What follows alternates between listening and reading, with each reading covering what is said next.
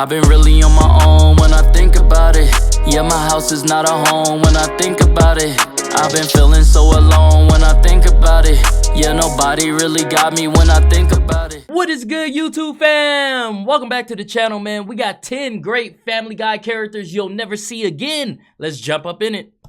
It's no secret that Quahog's population is like a walking, talking freak show. There's greased up deaf guy. You're never gonna catch me. Seamus. How the hell are you alive? And even Kool-Aid Man. Oh yeah! Kool-Aid Man is the best one, man. He's the best one. I wish they will put him in more scenes. Like, honestly, he is so funny. Oh no! Oh no! Oh yeah! Like, that scene is so hilarious. But what about those characters that made a huge impression but then just dipped, either due to being killed off or the writers just got sick of them? In this video today, I'll be running through those characters you very rarely see or no longer see in Family Guy, pushed to the rejection pile from being a pretty active character to, at best, only seen in the background. Number 10, Bertram. Bertram is Stewie's half-brother and archenemy, first appearing in Season 3's A Mission Impossible. Stuart? You know my name. I know many things. Indeed. Quite. Yes. In the episode, Stewie attempts to stop Lois and Peter from having another child, and this is by shrinking down and killing Peter's sperm. This is where he meets Bertram, an equal to Stewie in every single way, and of course they get on very well, and Stewie realizes that having a brother won't be so bad after all. After all, it's obvious we'd make quite a formidable team. His next appearance came in Season 4's Sibling Rivalry, where we find out that Bertram was born via a surrogate mother when Peter donated his sperm. Victory shall be mine! The two crossed paths, and so they dueled to be leader of the playground. However, his character will be killed off for good in Season 9's The Big Bang Theory. This is where he tries to erase Stewie from the universe by killing Leonardo da Vinci, i.e. one of Stewie's ancestors. Although he succeeds in killing da Vinci, he does get shot through the head with a crossbow by Stewie. And if I'm being very honest, I really liked their dynamic, and I just wished he stuck around just a bit longer. I feel like it was good for Stewie to have someone who had equal super intelligence, and how it all came from Peter, we will never know. Man. But I guess with Stewie's time machine, anything is possible. Number 9, Rallo and Roberta. When the Cleveland show was cancelled, the dejected Brown family returned to Quahog in Season 12's He's Black. You know, it's not a good sign that this is the first time a lot of people are realizing you had a show. And this time, Cleveland brought along his wife Donna and 2 children, Rallo and Roberta. And it looked as though these new characters would play larger roles in the upcoming episodes of Family Guy. However, since then, Rallo has barely spoken, and Roberta hasn't had a speaking part at all. They have instead been relegated to background characters only. Aw, man. Which I feel is a huge shame, as you can Definitely is, man. I don't know why people hated the Cleveland show. I thought it was good. It was funny, man. It was funny. Am I the only one that thought that? I thought it was great. do a whole lot with these characters. Yeah, sup. Keep walking, you boondocks ripoff.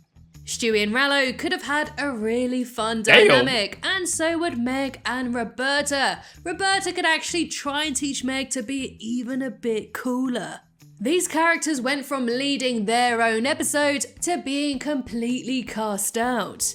Number 8, Dylan Flanagan.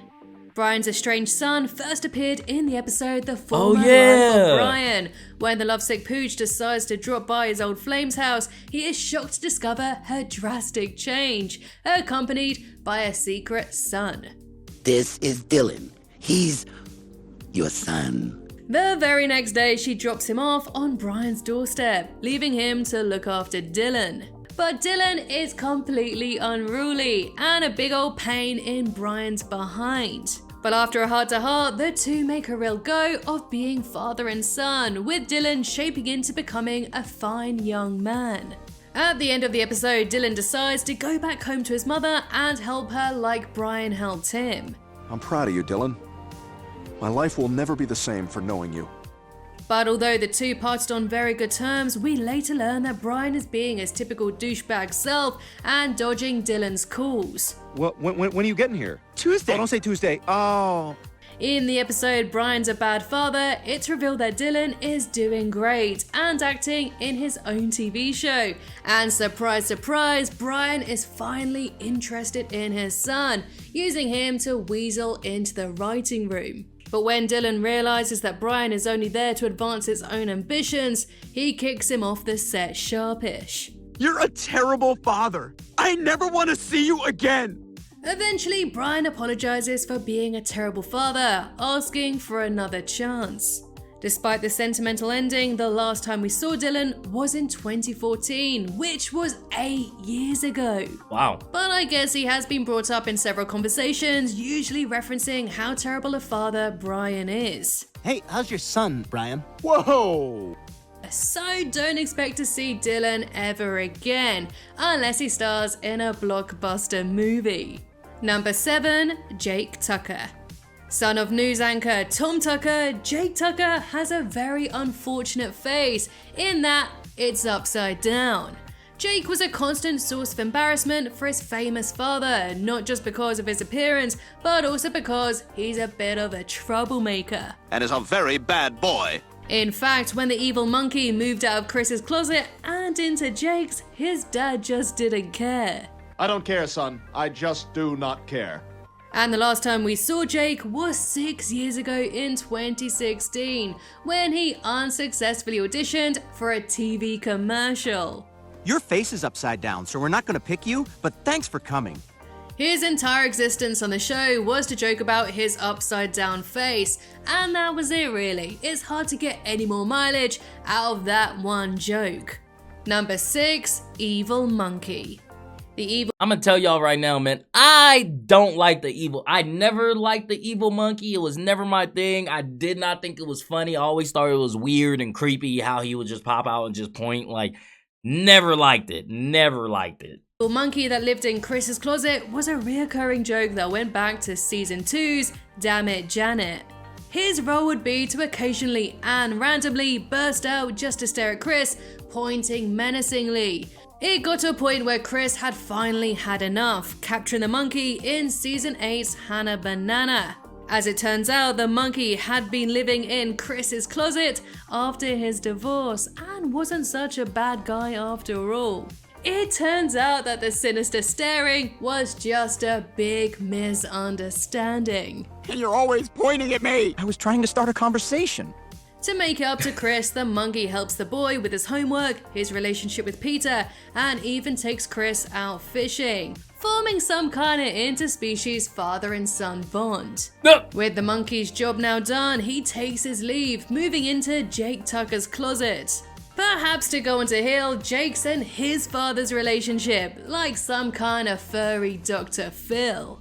Number 5, Diane Simmons.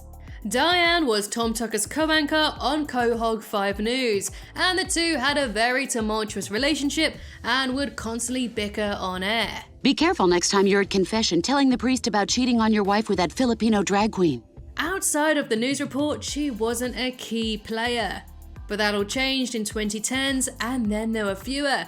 In the episode, several residents of Quahog are invited to James Wood's mansion, but during dinner, several guests are killed, including Stephanie, Quagmire's date. James Woods was then stabbed, and the deaths continue to roll in, with Muriel Goldman, Derek, and Priscilla all being murdered. It turns out that all of these kills were orchestrated by none other than Diane herself, who was planning to pin the crime on Tom Tucker to keep her job at the network. But when Lois found out, she made herself a victim, until Stewie sniped her from the top window, stating that he's the only one that can take Lois down.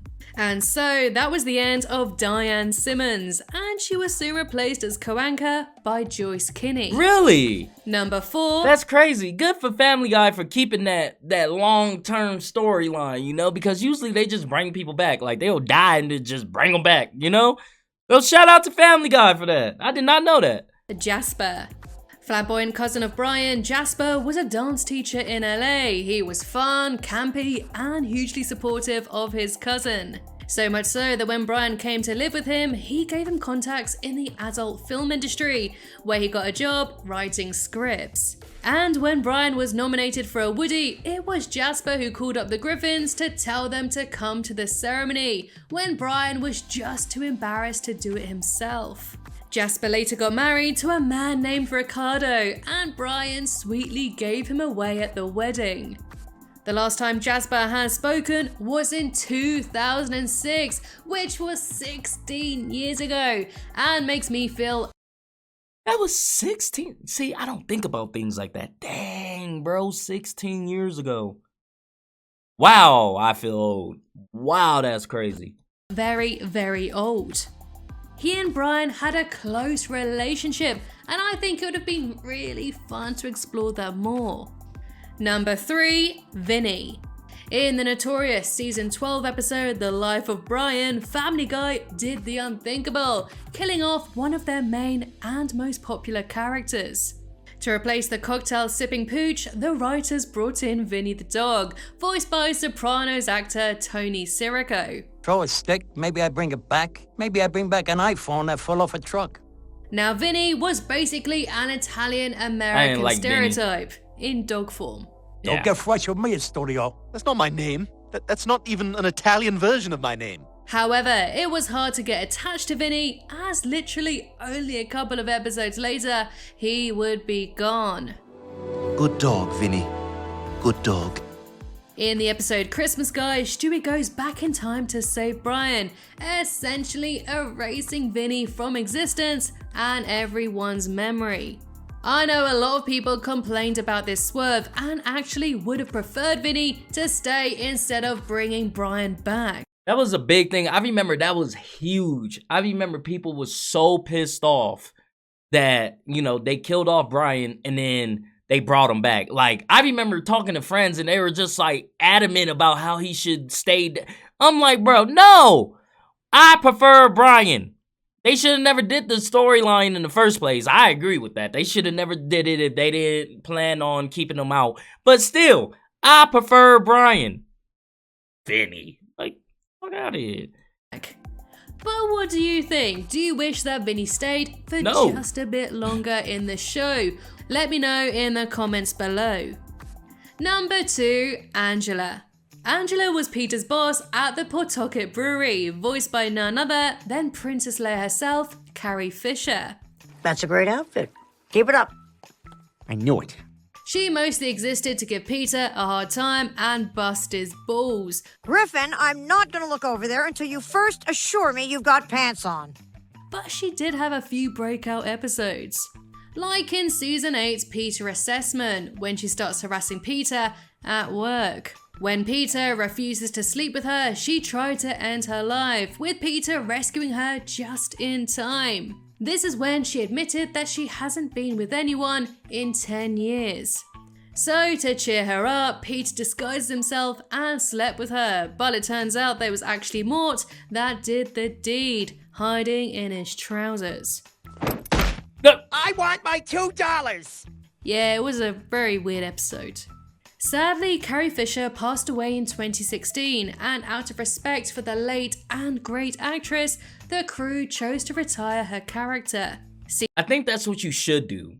I always feel like that. I feel like that's the best way to handle things. If a character, you know, dies in real life, like if that actress dies in real life, you should retire that character.